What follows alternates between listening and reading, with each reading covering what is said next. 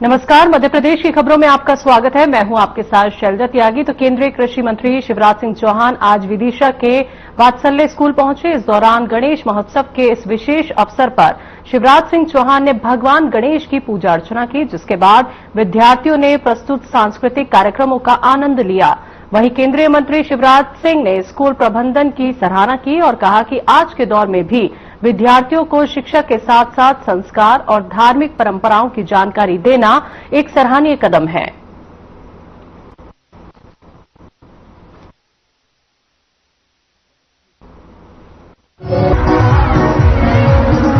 विद्यालय के प्रबंधन को बधाई देता हूं। भारतीय संस्कृति, जीवन मूल्य, परंपराओं और उत्सवों का वो निर्वाह कर रहे हैं। यहाँ गणेश उत्सव का कार्यक्रम भांजे और भांजियों के बीच में अद्भुत है। ये बच्चों को सही दिशा भी देता है, उनको आगे बढ़ने की प्रेरणा भी देता है। इस कार्यक्रम को देख के मैं अत्यंत प्रसन्न हूं और विद्यालय प्रबंधन को बहुत बहुत धन्यवाद देता हूं।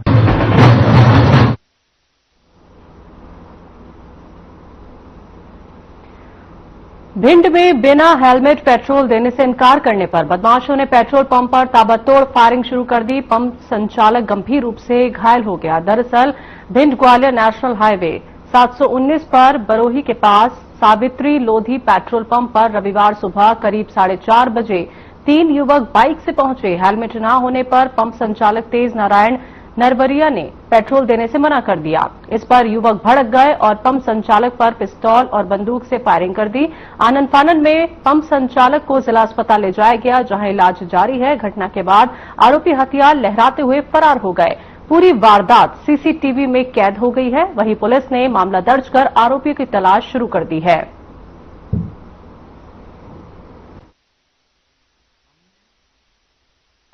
और ये 3 बाइक सवार पेट्रोल डलाने के लिए आए। आकाश तोमर, आकाश सिंह परियार जो ऑपरेटर थे, पेट्रोल डाल रहे थे, अन्य वाहनों को डाल रहे थे। जी आए कि पेट्रोल डाल दिए 100 रुपए की। तो उसने मना किया कि बिना हेलमेट के कलेक्टर साहब का आदेश है, पेट्रोल नहीं मिलेगी। तो खड़े रहे, विवाद करते रहे। और उसके बाद जब विवाद हुआ तो और लोग भी अपने पेट्रोल पंप पे थे, वहां इकट्ठे हो गए। फिर मैंने कहीं पेट्रोल डाल लो, तो 2 लड़के कह रहे नहीं हम नहीं डलेंगे, ये पेट्रोल पंप कैसे चलता है हम बताते हैं इनको, कैसे नहीं डलेगी पेट्रोल। तो चले गए। दोबारा आने के बाद ताबड़तोड़ फायरिंग करने लगे। गोली चल रही वहाँ भयानक। तो हमने अपने ऑफिस में पहुंचे तो ऑफिस में गोली चलाने लगे। 3 लोग मोटरसाइकिल से आए थे, तो बिना हेलमेट के पेट्रोल डलवाना चाह रहे थे। क्योंकि इस टाइप से प्रशासनिक आदेश जारी किए गए हैं कि बिना हेलमेट से किसी को पेट्रोल न दिया जाए। उसी बात पे इनका जो समय स्टाफ थे और जो पेट्रोल पंप मालिक हैं तेज नारायण जी, इनसे विवाद हुआ है। थोड़ी देर बाद वो लोग आए हैं और उन्होंने फायरिंग करना चालू कर दिए।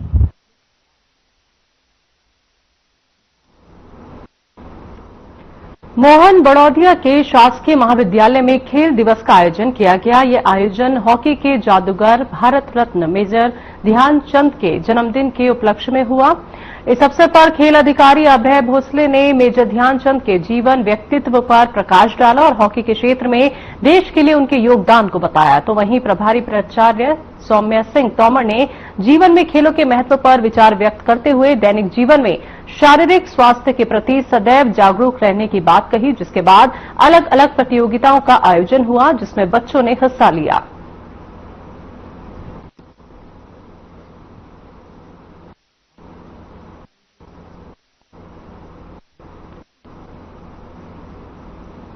तो आपको बता दें कि खेल दिवस प्रोग्राम का यहां पे आयोजन किया गया था शासकीय महाविद्यालय में और बच्चों ने यहां बढ़ चढ़ के हिस्सा लिया।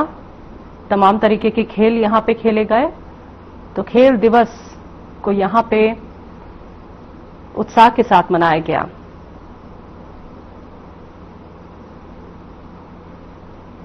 तो छात्रों ने खेल आयोजकों में हिस्सा लिया, चाहे वो रस्सी खींचना हो या फिर और तमाम खेल हो।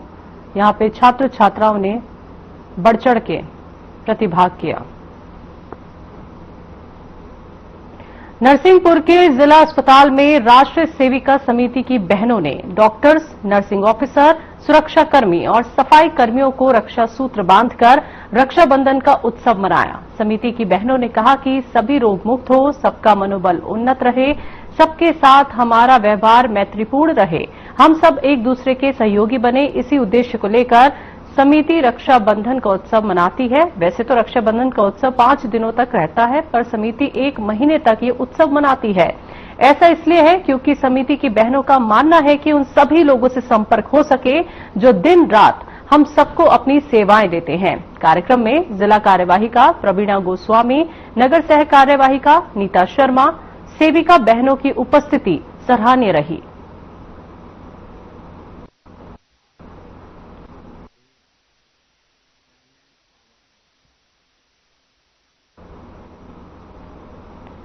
इंदौर में तेज बारिश ने एक बार फिर दस्तक देकर तपती गर्मी से बड़ी राहत दी है। वहीं घंटों तक लगातार हुई बारिश से कई स्थानों पर जल जमाव देखने को मिला।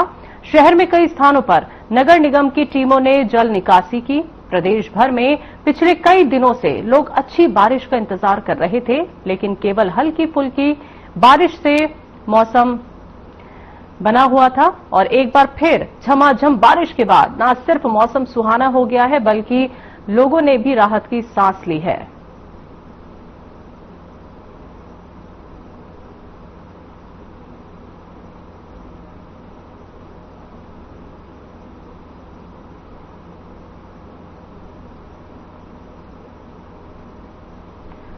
झाबुआ में प्रदेश कांग्रेस के निर्देश पर जिला कांग्रेस कमेटी ने विशाल कार्यकर्ता सम्मेलन का आयोजन किया। आयोजन में कांग्रेस के प्रदेश प्रभारी संजय दत्त ने शिरकत की। अपने उद्बोधन में उन्होंने वोट चोरी के मुद्दे पर बेबाकी से अपनी राय रखी। सम्मेलन में हजारों की संख्या में कांग्रेसी कार्यकर्ता पूरे जिले से पहुंचे। तो जिलाध्यक्ष प्रकाश राका ने बूथ लेवल तक संगठन को मजबूत करने का संकल्प लेने के साथ सभी कार्यकर्ताओं से अनुरोध किया कि कांग्रेस को मजबूत कर राहुल गांधी को प्रधानमंत्री बनाने का मार्ग मजबूत करें। कार्यक्रम के बाद कांग्रेस के समस्त कार्यकर्ता रैली के रूप में कलेक्टर कार्यालय पहुंचे और कलेक्टर को मतदाता सूची 2025 के शुद्धिकरण के संबंध में ज्ञापन सौंपा।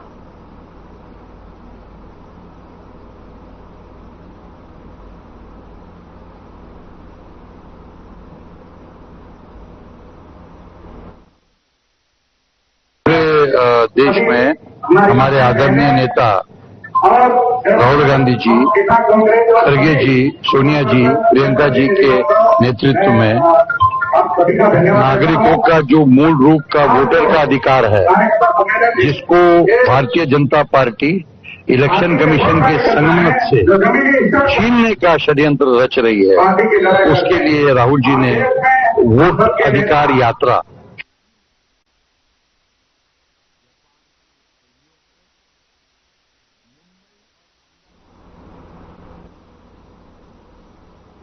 बीती रात जिले की राजनीति में उस समय हलचल तेज हो गई जब बीजेपी नेता धीरज पटेरिया अचानक सीधी के पूर्व सांसद एवं चुरहट के पूर्व विधायक गोविंद मिश्रा के निज आवास पहुंचे। तो इस दौरान उन्होंने मिश्रा को साल और श्रीफल भेंट कर उनका सम्मान किया। इस मौके पर बड़ी संख्या में बीजेपी कार्यकर्ता भी मौजूद रहे, जिन्होंने वरिष्ठ नेता के प्रति अपनी निष्ठा और समर्थन का संदेश दिया। आपको बता दें कि गोविंद मिश्रा सिंधी जिले और खासकर चुरहट विधानसभा क्षेत्र के बेहद लोकप्रिय नेता हैं।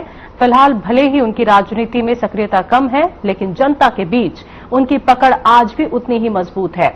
अपने सरल और मिलनसार स्वभाव के कारण वो हर वर्ग के लोगों के बीच सम्मानित और लोकप्रिय बने हुए हैं।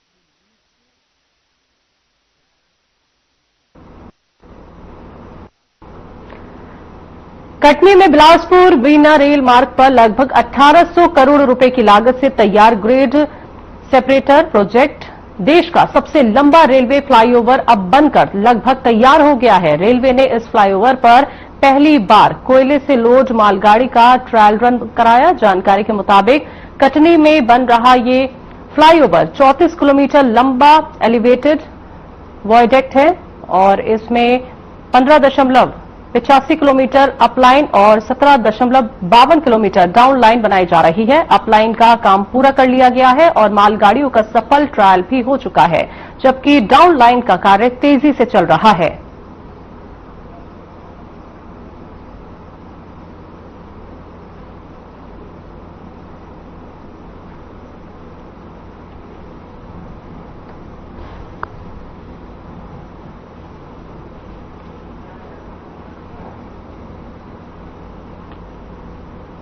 सतवास तहसील के नगर परिषद कांटाफोड़ के अंतर्गत वार्ड क्रमांक 3 में क्षेत्रीय विधायक मुरली भवरा द्वारा नल जल योजना का शुभारंभ किया गया। सर्वप्रथम विधायक भवरा ने सप्तनिक पहुंचकर मां नर्मदा मंदिर में मां की पूजा अर्चना की, कन्या पूजन किया। यहां आयोजित कार्यक्रम में विधायक भवरा ने सनातन संस्कृति के विषय में अपनी बात रखी। इसके उपरांत पार्षद अनिरुद्ध शर्मा द्वारा आयोजित कलश यात्रा के साथ ही मातृशक्ति धार्मिक यात्रा सीहोर के कुबेश्वर धाम के लिए बसों के माध्यम से रवाना किया गया, जिसमें मातृशक्तियों से विधायक भवरा ने भेंट की। साथ ही विधायक मुरली भवरा की पत्नी ने भी कलश यात्रा में वो शामिल हुई और इस दौरान आयोजित कार्यक्रम में विधायक भवरा द्वारा लोकतंत्र सेनानी स्वर्गीय गुरुप्रसाद शर्मा की धर्मपत्नी सुभद्रा बाई शर्मा का स्वागत सम्मान किया गया।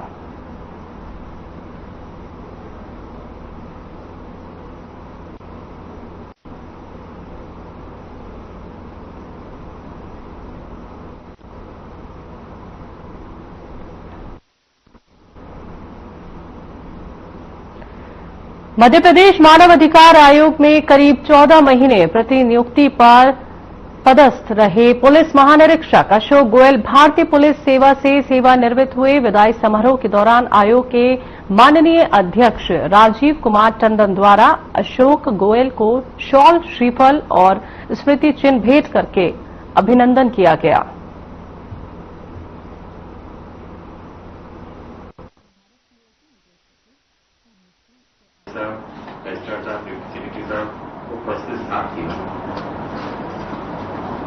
अशोक ने करीब 36 साल की नौकरी कंप्लीट करके आज हमसे विदा ले रहे हैं। और जैसा ड्यूटी सेक्रेटरी साहब थोड़ा सा फिलोसफिकल बोल रहे थे, सरकार की डेट है रिटायरमेंट की, खुद को मेंटली रिटायर मानते और जो आप नहीं हो गए।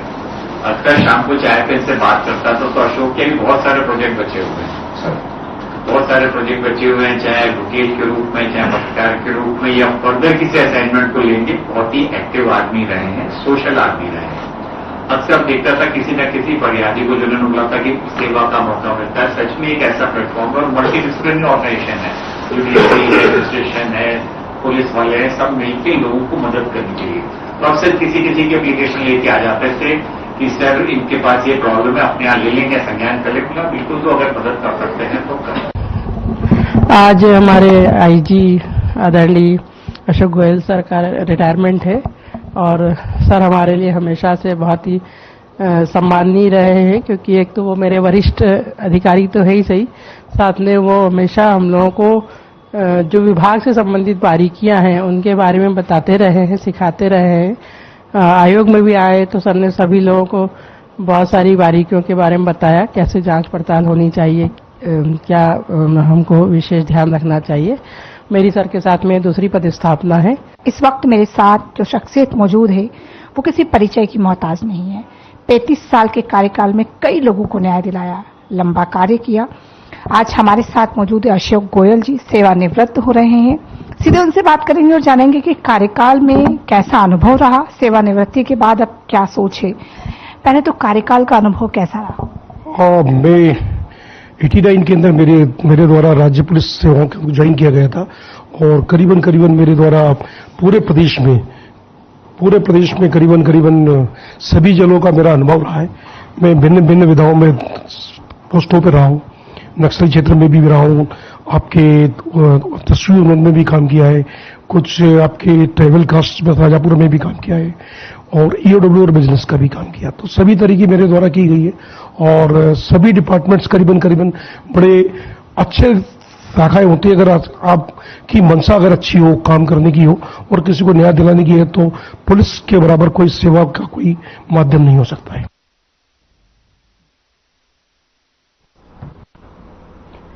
एनडीएमए की देखरेख में गांधी सागर में रेडियोलॉजिकल आपातकाल की मॉक ड्रिल का आयोजन किया गया। यह अभ्यास रावत भाटा न्यूक्लियर पावर प्लांट में संभावित आपातकाल से निपटने की तैयारियों को परखने के लिए था। मॉक ड्रिल में प्रशासन ने नागरिकों को सुरक्षित स्थानों पर स्थानांतरित करने का अभ्यास किया। रावत भाटा न्यूक्लियर पावर प्लांट के ऑब्जर्वर संजय माथुर और एमपीसीईएल के अधिकारियों ने मौके पर पहुंचकर रेडिएशन से बचाव के तरीकों का निरीक्षण किया। एसडीएम चौहान ने लोगों को आपातकाल के दौरान केवल अधिकृत सूचनाओं पर भरोसा करने की सलाह दी। इस मौके पर कई विभागों ने हिस्सा लिया।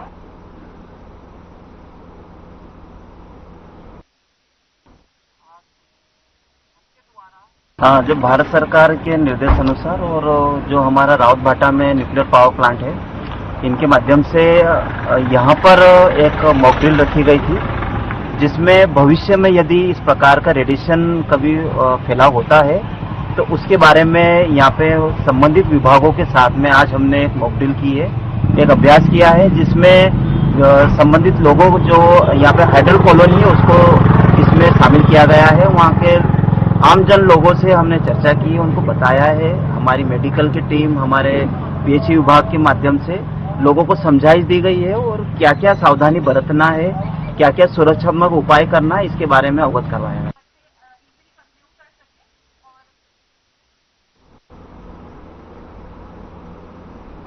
महर और सतना क्षेत्र में बेरोजगारी और आर्थिक संकट के कारण युवा तेजी से अपराध की ओर बढ़ रहे हैं। विशेषज्ञों का कहना है कि महंगाई, बेरोजगारी और सामाजिक प्रतिस्पर्धा में आगे निकलने की ललक युवाओं को गलत राह पर धकेल रही है। यही वजह है कि कई युवा नशे के अवैध कारोबार में फंसते जा रहे हैं। स्थानीय स्तर पर सामने आए मामलों में देखा गया है कि युवा नशीले कप सिरप जैसे अवैध धंधों में लिप्त हो रहे हैं, जबकि एनडीपीएस एक्ट और ड्रग कंट्रोल एक्ट के तहत ये गंभीर अपराध है और पकड़े जाने पर लंबे समय तक जेल की सजा और जमानत की कठिनाई का सामना करना पड़ सकता है। ये स्थिति समाज और प्रदेश दोनों के लिए घातक साबित हो सकती है। साथ ही आपको बता दें कि विशेषज्ञों का ये भी कहना है कि युवाओं के भविष्य को सुरक्षित रखने के लिए प्रदेश सरकार को ठोस कदम उठाने की आवश्यकता है, ताकि उन्हें अपराध से दूर कर सही दिशा दी जा सके।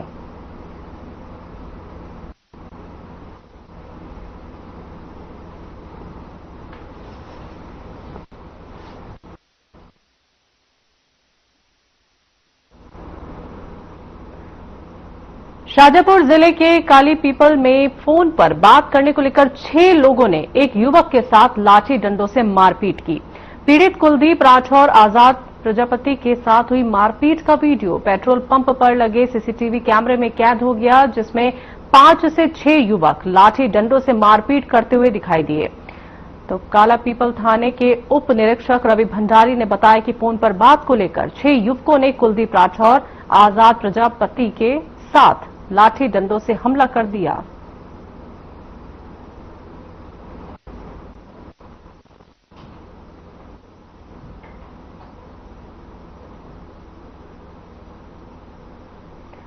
गोहद थाना अंतर्गत वार्ड क्रमांक 8 की रहने वाली महिला सोनम के साथ मारपीट और चाकू से हमला करने का मामला सामने आया है, जहां पर पीड़िता के पति ने बताया कि गोहद चौराहा थाना अंतर्गत 11 अगस्त को आरोपियों ने महिला के साथ मारपीट करके गला दबाकर जान से मारने की धमकी दी थी, जिस पर पुलिस ने मुकदमा दर्ज किया था।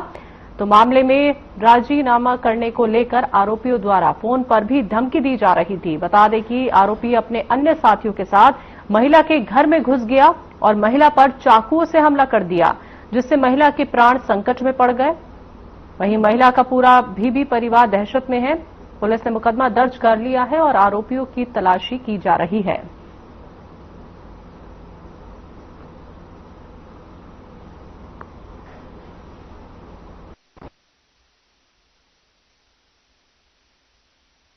क्या है, और जो है ये बच्ची कमाने नहीं जा तो सारी दिन उनकी प्यासी रहती है और ये रोज डेली कब्बर करता है। चक्कू लेके 4-5 लोगों को लेकर बाहर मकान में पत्थर फेंकता है। और ये जो है ये लड़का और पकड़ भी जाता है तो भाग जाता है। यही कह रहा था कि ना तुम मेरा फोन क्यों नहीं उठा रही है, क्यों तुम फोन कर रही हैं। बस इतना कि हमें नहीं उठाना था, हम नहीं कर रहे थे। उसी के चक्कर में देने लग गया, मारपीट करने लगा हूँ मेरी पर। कह रहा था मैं तेरे पे इंजाम इतना लगा दूंगा, तू मजबूर होकर मेरे से बात करेगी, तेरे को बदनाम कर दूंगा बुरी गत से करने लगा। फिर जबरदस्ती होने लगा। तब तक इस पति आ नहीं पाए थे, तो 4 जने थे वो साथ में, तो चारों ने हमला किया था। मेरे गर्दन मस्की थी और नाक माक काट ली थी, यहाँ पर डाई हो रही थी उनने। मैं अपनी पत्नी के साथ बिलखरी गया था 10 तारीख को। 10 तारीख के दिन समूह के काम से, तो 3 बजे का टाइम था। एक कस्टमर के यहाँ पर गए थे, लोन वगैरह का वो काम करती है हमारी मैडम। तो वहाँ पर कस्टमर का आधार कार्ड लेने के लिए मैं अपनी महिला को वहीं बिलखरी के कुन्ने पर छोड़ के चला गया था। इधर ये टंकी बन रही है, नई टंकी बन रही है उधर कुन्ने पर। वहाँ पर 2-3 व्यक्ति आए, उसमें एक का तो नाम पता है शाहरुख खान। शाहरुख वार्ड नंबर 9 में रहता है। उसने मेरी पत्नी पे जानलेवा हमला किया था, मारपीट करके, और नाक वाक में चोट, मतलब मारपीट करके और भाग गया था।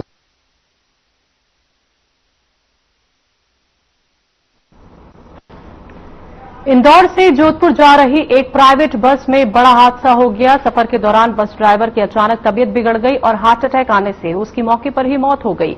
ये पूरी घटना बस में लगे सीसीटीवी कैमरे में रिकॉर्ड हो गई। जानकारी के मुताबिक 36 वर्षीय ड्राइवर सतीश, जो जोधपुर के भोजासर का रहने वाला था, बस चलाते समय अचानक घबराहट महसूस करने लगा। बस के अंदर लगे सीसीटीवी कैमरे में इस पूरी घटना का वीडियो रिकॉर्ड हुआ है, जिसमें ड्राइवर सतीश को अचानक घबराहट हुई और वो क्लीनर को गाड़ी चलाने का निर्देश देता है। इसके बाद ड्राइवर के अचानक गिरने से बस में अफरा तफरी मच जाती है।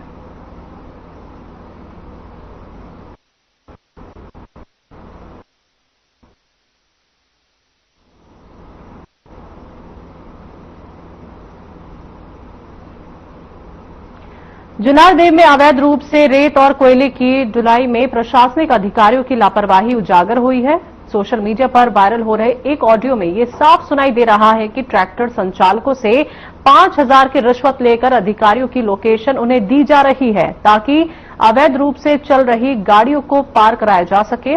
इस ऑडियो में एसडीएम के ड्राइवर सोनू पटेल ने खुद स्वीकार किया है कि वो तहसीलदार और एसडीएम की लोकेशन ट्रैक्टर संचालकों को देता है और अपने आप को जुन्नारदेव का मुखिया बताते हुए कहता है कि मेरे ही आदेश से सब होगा। तो ऑडियो में सोनू पटेल ने साफ तौर पर स्वीकार किया है कि वो अवैध रेत और कोयले की ढुलाई के लिए अधिकारियों की जानकारी देता है। ये सुनकर प्रशासनिक लचर व्यवस्था की पोल खुल गई है, क्योंकि इस तरह की काली कमाई और प्रशासनिक लापरवाही के कारण जुन्नारदेव में अवैध खनन और ढुलाई बेखौफ जारी है। इस घटनाक्रम के सामने आने के बाद स्थानीय प्रशासन की कार्यशैली पे गंभीर सवाल उठने लगे हैं। इस मामले पर एसडीएम महोदय से चर्चा की गई, जिसमें उन्होंने मुखबिर के खिलाफ कार्रवाई करने की बात कही। अब देखना यह है कि प्रशासन इस गंभीर मुद्दे पर किस तरह की कार्रवाई करता है और क्या ये केवल एक दिखावे की कार्रवाई होगी या अवैध खनन के खिलाफ सख्त कदम उठाए जाएंगे। वीडियो मैंने भी देखा हुआ है और वीडियो देखने के बाद तत्काल बाद ये समझ में आ रहा है कि ड्राइवर जो है रेत माफियाओं को लोकेशन सेंड कर रहे हैं, जिससे कि वो बचत हो। और इस संबंध में जो संबंधित ड्राइवर थे उनको यहाँ से कार्यालय से बाहर कर दिया गया, मूल उनके पदस्थापना स्थल भेजा गया। इसमें बिल्कुल व्यवस्थित पूरी जांच की जाएगी और जांच में जो भी दोषी रहेंगे उसकी कार्रवाई की जाएगी। यदि ऐसा आरोप है तो वो शिकायतकर्ता मेरे समक्ष साक्ष्य दस्तावेज लेकर आए, उन पर व्यवस्थित पूरा जांच की जाएगी और तदुपरांत उसकी कार्रवाई होगी।